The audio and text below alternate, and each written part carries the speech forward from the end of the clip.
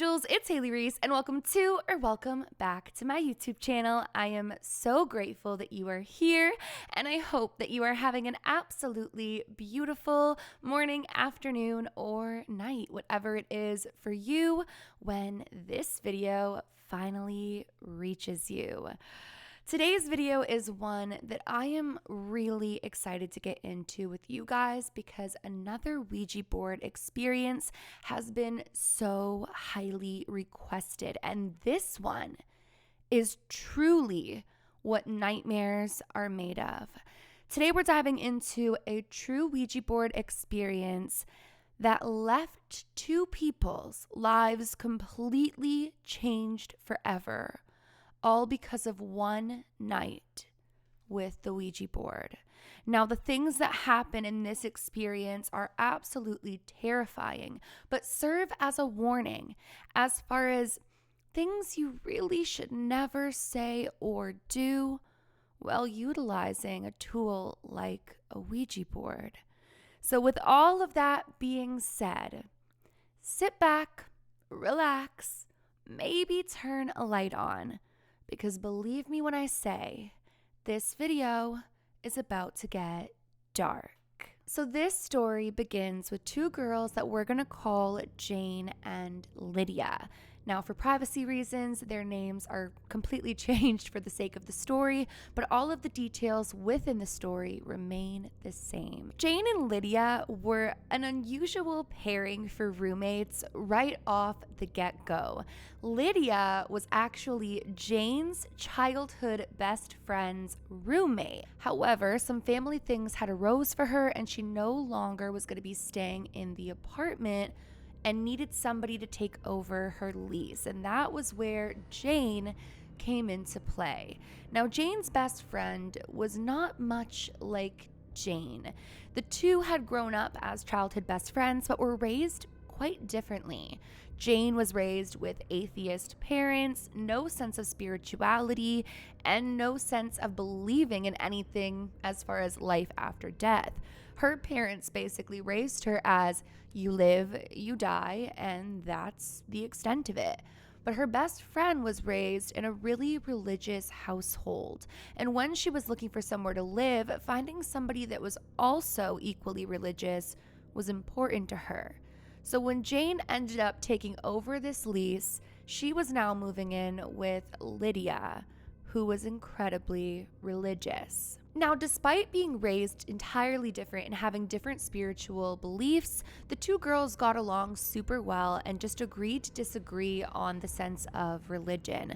Lydia wouldn't talk to Jane about church or anything of the sorts, even though she knew that's where she was going on Sundays. And again, when Jane would hear Lydia talking about her religion, or when she would have people over for Bible study, Jane would just keep to herself and keep her thoughts about how ridiculous religion was to her to herself. Despite the two of them being so different, for the first 6 months of living together, it seemed as though it worked super well. Their schedules blended nicely, they were able to share the space while keeping it clean and up to both girls' standards, and while they weren't necessarily friends, they were really starting to build a closeness with each other. Things would take a really terrible turn for the girls, though, when October would roll around and Jane would return back to the house with a Ouija board. Now, ironically, Jane hadn't purchased the Ouija board. Again, she had no ties to anything spiritual. She didn't believe in a Ouija board. She didn't believe in ghosts. But at a Halloween party, she'd won the Ouija board and decided it might be some sort of cute decor for her bedroom, so she had brought it back home. This was the first time that Jane and Lydia really disagreed on something. Lydia felt betrayed by Jane, saying that that was something evil she was bringing into the house, and then Jane arguing back that it was useless and it meant nothing, was met by Lydia telling her, well, if it means nothing, please get rid of it. I will give you the dollar equivalent for the Ouija board. Just do not keep it in our house. And this argument lasted for weeks.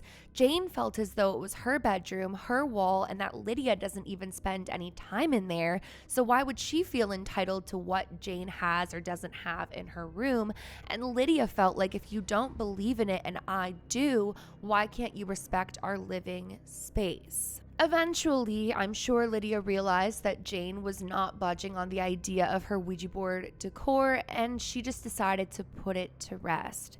But things we brought back up very quickly one night when Jane would have a couple of her friends over. Jane's friends were over and they were all having some drinks and snacks when somebody noticed the Ouija board up on the wall. Now, Jane was reluctant to tell them about Lydia and the fact that they absolutely could not take it off the wall to play, but the girls realized that something else must be up, knowing that Jane wasn't afraid of it, and that was when she proceeded to tell them that they couldn't touch the Ouija board. One way or another, though, the girls decided that they would play with the Ouija board just to prove to Lydia that nothing bad would happen. And so the girls went to Lydia's room and proceeded to pull her out of it and encourage her to sit on the couch and watch them play, to realize that this is an irrational fear and nothing bad will happen. For whatever reason, Lydia made the decision this night to sit on the couch and watch the girls. And this is something that Jane has never understood after all these years that have passed, is why she would have sat on the couch, even though they'd asked her to. I find that a little strange. As Lydia is sitting on the couch, Jane and her friends place their hands on the planchette and begin to play the Ouija board. And at first, Jane remembers feeling like it was absolutely a game that somebody there was controlling themselves. Surely one of them was moving the planchette all around.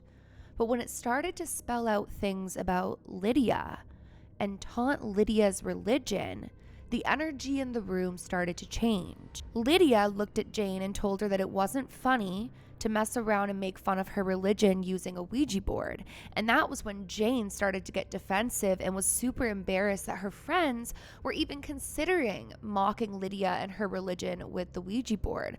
So Jane pulls her hands off the planchette and looks at the other two girls and tells them to cut it out, that it's not funny.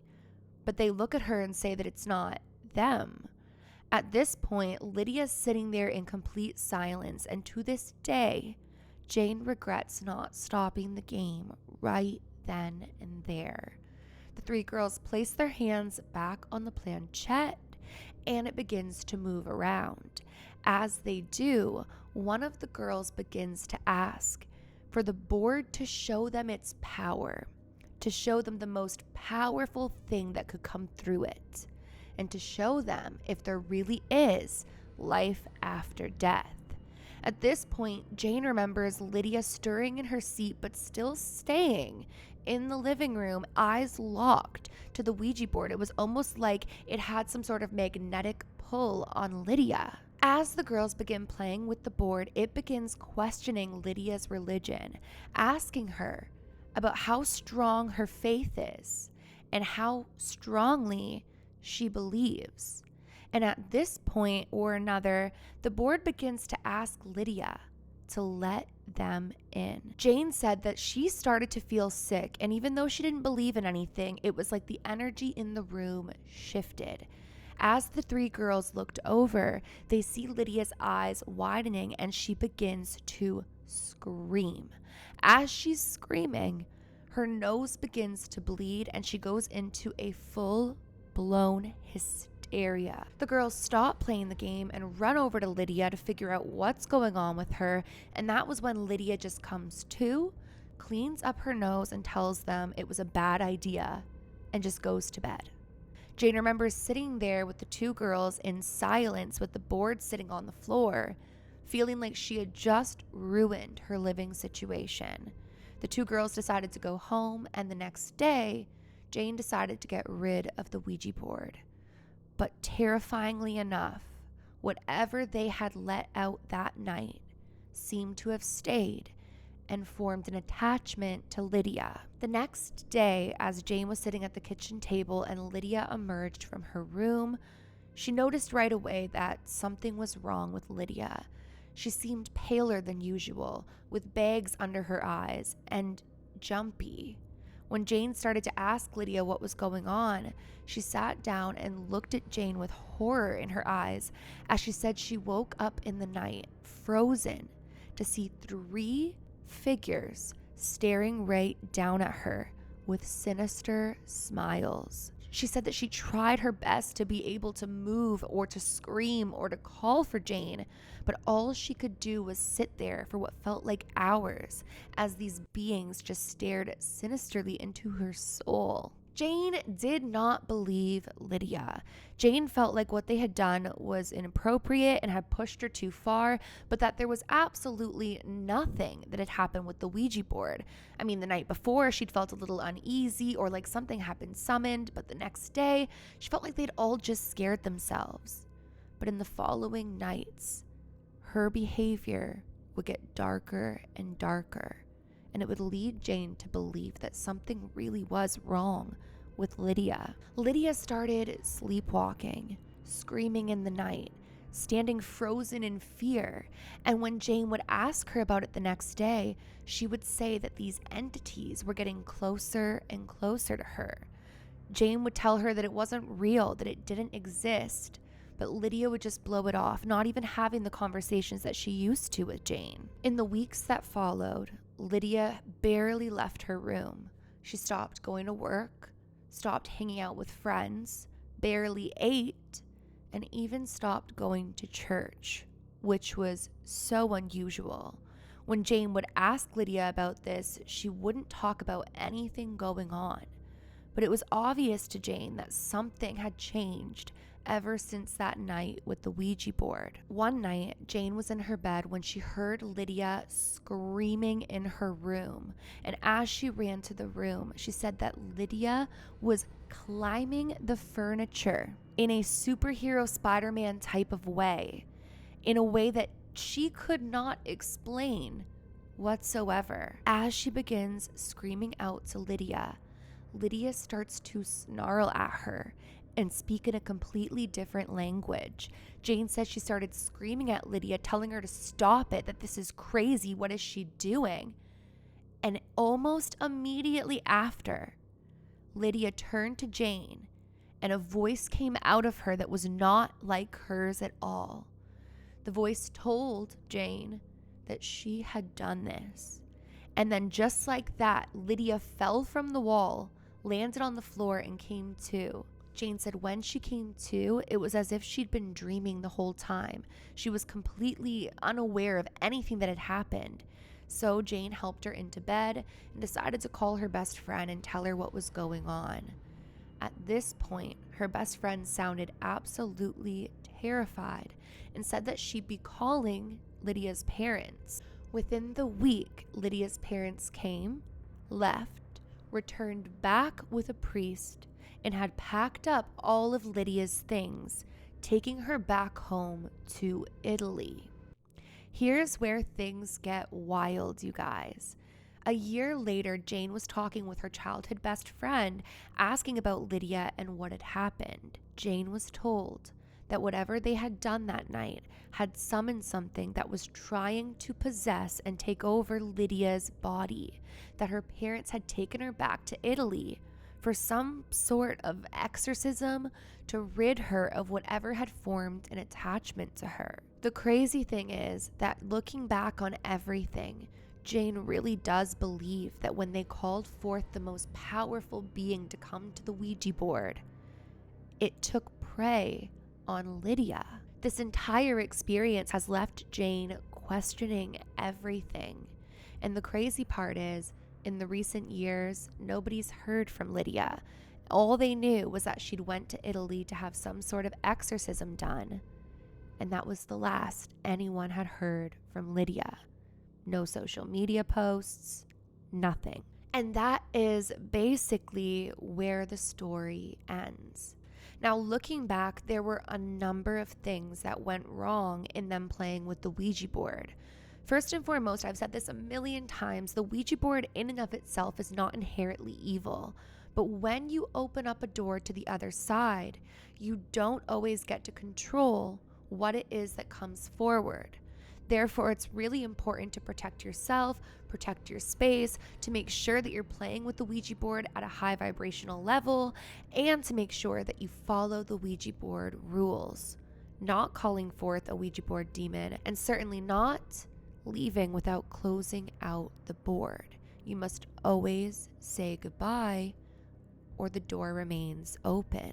The girls not only taunted in a way whatever it was they were communicating with, or challenged it, so to speak, but they also, in the midst of everything going on, didn't say goodbye, meaning they left the door wide open for whatever they had called forward. But I am so curious to hear from you guys what it is that you think of this experience.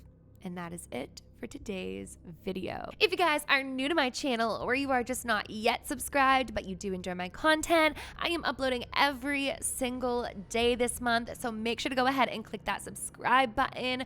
While you're at it, if you enjoyed today's video, I would so sincerely appreciate it if you go ahead and give this video a big thumbs up. It really helps both me and my channel, so I know what it is that you guys are enjoying and I can make more of it. Remember, my loves, do all things with kindness. And until tomorrow, I love you. Bye, guys.